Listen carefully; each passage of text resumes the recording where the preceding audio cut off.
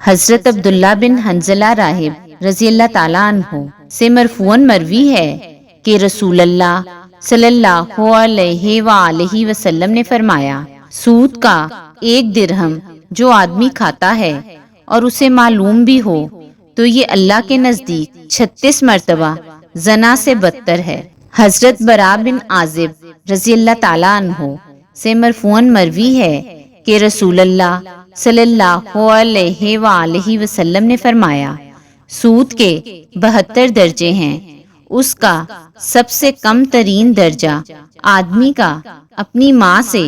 زنا کرنے کے برابر ہے، اور اس کا سب سے بڑا درجہ کسی مسلمان کی عزت خراب کرنا ہے۔ حضرت عبداللہ بن عباس رضی اللہ تعالیٰ عنہ سے مرفوعاً مروی ہے کہ رسول اللہ صلی اللہ علیہ وآلہ وسلم نے فرمایا، ابلیس نے کہا،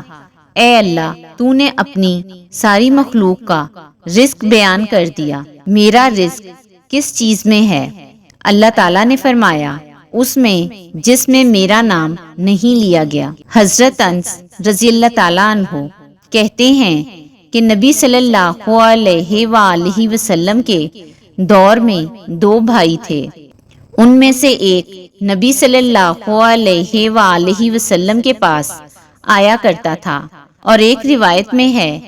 کہ نبی صلی اللہ علیہ وآلہ وسلم کی حدیث کی مجلس میں حاضر ہوا کرتا تھا، اور دوسرا بھائی کاروبار کیا کرتا تھا۔ کاروبار کرنے والے نے نبی صلی اللہ علیہ وآلہ وسلم سے اپنے بھائی کی شکایت کی، کہنے لگا، اے اللہ کے رسول، یہ میرا بھائی ہے، میرے ساتھ ہاتھ نہیں بٹاتا۔ رسول اللہ صلی اللہ علیہ وآلہ وسلم نے فرمایا، شاید تمہیں اس کی وجہ سے رزق دیا جاتا ہو۔